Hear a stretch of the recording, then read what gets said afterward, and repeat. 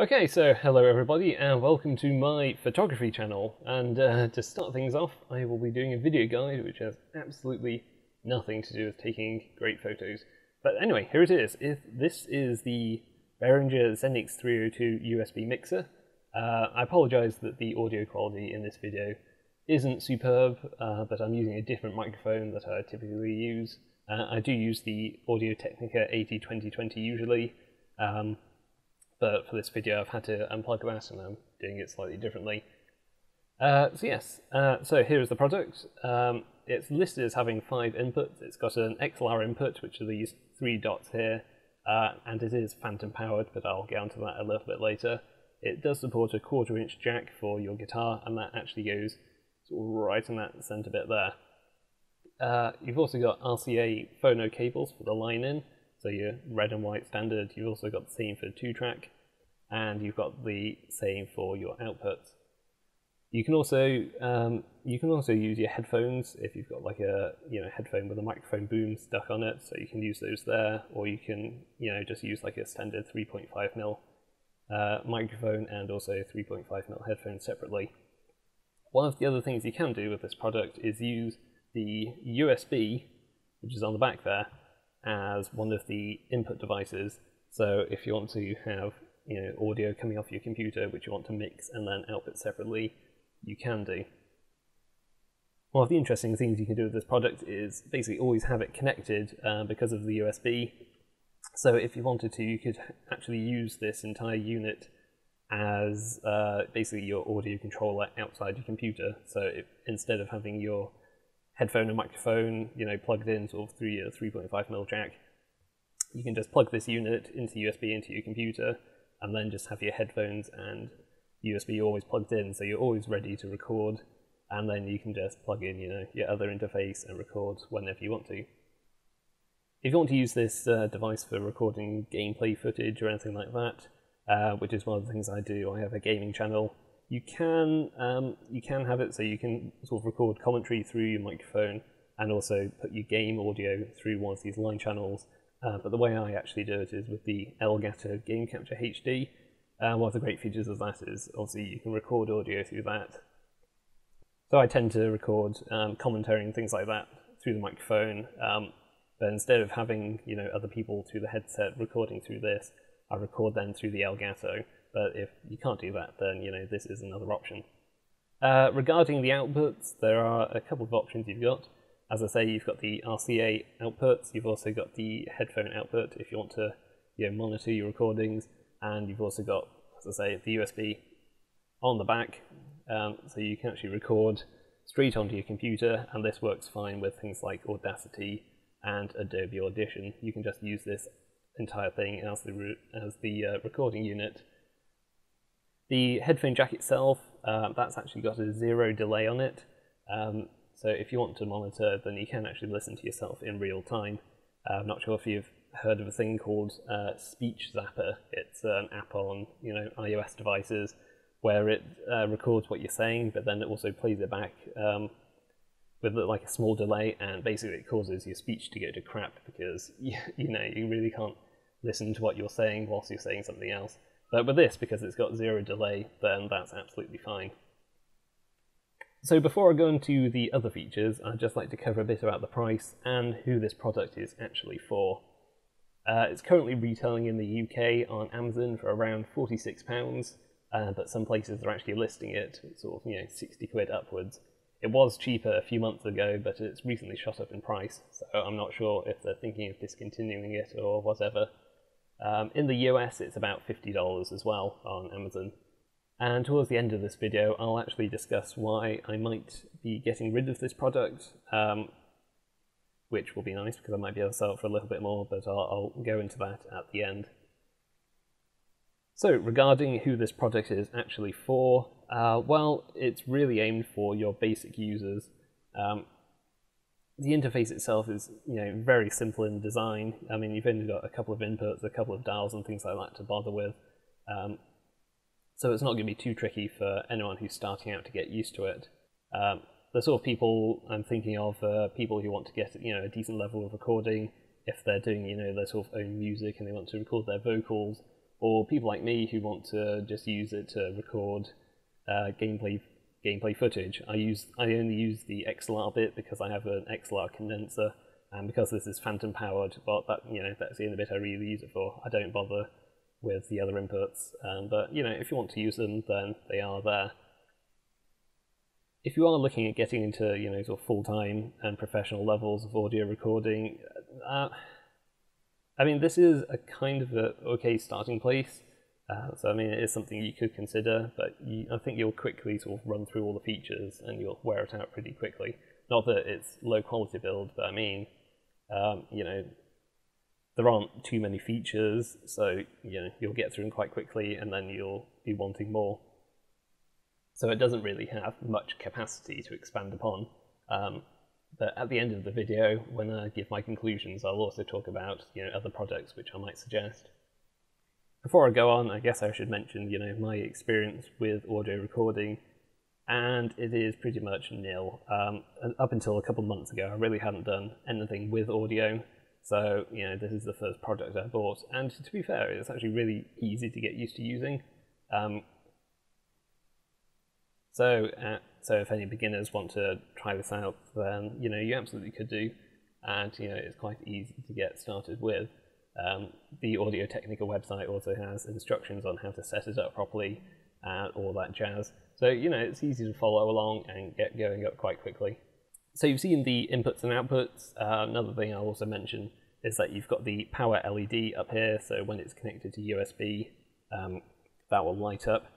Now, I've been told that you can use this with like a USB socket supply. So instead of plugging it into USB on your computer up there, what you can do is get like a socket mount, like for your phone charger or something, and connect it up there instead. I haven't tried that myself, and it's not in the box, so I'm not sure how you would do it, but that is an option. That said, if you are going to be using this device, it will probably be plugged into your computer anyway, so all the power for this device comes through your USB, and that includes the phantom power, which I'll go on in a little bit. So what other things are there? Well, main controls are, this side is basically reserved for your mic inputs, whatever those may be. So you've got the gain, which goes from +10 to +60, and this basically adjusts how sensitive it is to your microphone. You've also got a low and high EQ filter as well, so you can either boost or reduce the effect of high and low frequencies in your audio. I mean, if it's really hot in my room and I need to have a fan running, then I can adjust these and it will reduce the sound of the fan in my audio. I mean, ideally, if you are going to be doing sort of high-level recordings, you want to get rid of that sound completely. But if you need to stay cool, then that's an option as well. You've also got the pan slider, so if you're using stereo audio and it's slightly biased to one side, you can either boost it in the left or boost it in the right ear. I usually have it just set it neutral because I'm using a condenser mic and that's mono, so it doesn't have left and right to it. At the bottom, you've also got the microphone dial, which is basically the volume overall for the microphone. You've also got that, you can see that little red clipping LED, and that tells you, if that lights up, that basically means that you've overloaded the audio, so you can lower the settings to get your quality back. The same goes really if you're using the line or USB mix, so you can control if you're using these lines or the USB audio. So you've got the low and high pass again, and also the balance, and you've also got the volume for that overall. I've got it at negative infinity, or basically 0, because I'm not using that. And these buttons at the top here, they basically explain where audio is going from and where it's going to, so you can control if you're getting audio from the USB, or if you want to be recording to USB or whatever. If you're using headphones, then you've also got the headphone dial, so you can just plug in your headphones normally and then set the volume based on that. The other thing you've got is the main mix down here, which basically just controls the overall levels produced from all the audio that goes in. This is kind of the one which tells you the levels when it's going out. And actually, what I've got on here are the settings which other customers have recommended if you're using the 80-20-20. So you have the gain at about 12 o'clock, microphone input maxed, and then the main mix at about 2 o'clock. And a lot of people have said that this is a good starting point if you're going to be recording with the AT2020. And if your audio is clipping with these LEDs, then you can always lower the audio. If you are going to be plugging this straight into USB and getting all your other equipment plugged in, then it is advisable just to lower these all the way back down to 0, or back down to negative infinity, so that you don't accidentally overload anything. But I've just set it up here just so you can see. And one of the good things is that when these LEDs light green, that means that you've got roughly the right levels, but you don't want them ever to go red. So if you're speaking at maximum volume and it starts to go red, then you can just lower the main mix or the other gains just to bring it down slightly so that you don't clip and distort your audio. This is a very basic description of how audio mixing works. As I say, I am very new to it myself, but if you just need like a rough guide on how to get started, a very quick guide, that does work. Or as I say, the Behringer website does have a decent README file on how to get started. The only issue I've had actually with the clipping is that sometimes, following the startup guide, these won't always light up, and that's probably because of the phantom power that you've got in this. And I'll go into that a little bit later. But I mean, it does work absolutely fine, and I usually use things like Adobe Audition or Audacity to actually meter the inputs instead of the LEDs, because then at least visually I can see if it's clipping. But yeah, I think phantom power on this is probably the reason why some of the LEDs won't work, but I'll go into that in a little bit. Technical details on this are pretty simple, at least sort of in terms of measurements. It's about 10 centimeters or 4 inches wide, 14 centimeters or 5¼ inches long, and a height of 4 centimeters or about 1.5 inches tall. But you've also got the height of the knobs and things as well in it, so you've got to take that into account. So I mean, as you can see, it's quite easily portable, and it's a decent size just for carrying around. As I say, it is powered by that USB connection, and that's typically from the computer. Have heard that it works if you're powering it off like a tablet, such as, I don't know, maybe an iPad or Android tablet or something like that, if you're just using it for the USB power. But just do note that that power will be a lot less than the USB off the computer or off a socket, so it may not work fully. So getting back to the bit about the phantom power, one thing you should note is that this is a 15-volt power supply, whereas the sort of industry standard for phantom power is probably about 48 volts. What does this mean? Well, I mean, all microphones should still work. However, there may be like a reduced sensitivity to it, so perhaps your audio recordings are a little bit quieter, so you've got to boost the gain a little bit more instead. I don't think there's any problem with microphones being damaged by this. However, you should always check with the manufacturer just to see if 15 volts will be okay or not.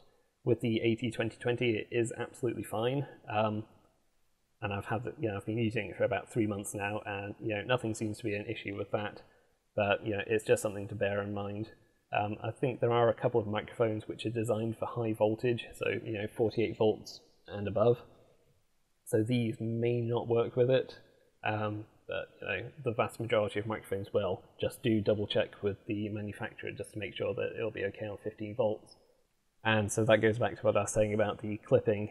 The reason the 15-volt power supply might not be enough is because the clipping lights are based, kind of based on the sensitivity. So if it doesn't have enough sensitivity, then the clipping lights won't work. But if you're metering it on the computer or whatever, then it's absolutely fine. And the startup guide tells you how to basically set the gain and the microphone volume and things like that, just as you're starting up to get basic levels ready. So in overview, I mean, it is a pretty decent bit of kit, but it doesn't have much in the way of flexibility. If you want to go and work in audio or producing music, then this is fine as like a first step into the audio world, but you will probably quickly grow out of it. I would have preferred, with the phantom power, like a higher voltage and also more clipping LEDs, because it's either green or red, and this one's just red. So you can't really see where the levels are at so much. But one of the other models you could consider is the Behringer Q502 USB mixer, which I think also has a mid-range EQ filter, and it also has a built-in compressor. And as I mentioned earlier, I do intend to sell this 302 mixer, and I will probably buy the 502 instead. So I may put a review for that when I get it. And the 502 has 24 volt phantom power, so hopefully it'll be a bit more sensitive, and it's about the same price as this model, so you might as well go for it if you just want that added flexibility. I mean, if you're absolutely certain you're never really going to do much apart from just plug in a couple of audio channels, then this is absolutely fine. But if you're going to want more features in the future, then that is probably the one to go for. Do also be aware that in the box it doesn't come with drivers, but that's not an issue, and they expect you to download them from the Behringer website, so that's how it should be for them. I mean, that's not going to be an issue unless you've got like a really limited data plan on your internet connection, and some people with Windows 7 have said that it's automatically recognised anyway, so that's absolutely fine. So thank you very much for watching my video review of the Behringer Xenyx 302 mixer, and please let me know if you've got any questions about this, or any tips for me. As I say, I'm always willing to learn how to make my audio better. So feel free to leave any comments and questions. I haven't done a recording with this mixer, and that's kind of because microphones are a bit subjective. I can't really give you a recording and say this is down to the mixer, because then you're recording the microphone. But I mean, it is quite noiseless. It's very good, for its money. It was a bit cheaper. It has gone up in price a little bit, but even so, it's still one of the cheaper on the market. The Q502 with slightly more features is about the same price, maybe slightly less, so you could consider going for that. So thank you. Let me know what you think, and if you'd be so kind, please do subscribe to my channel. So thank you very much for watching.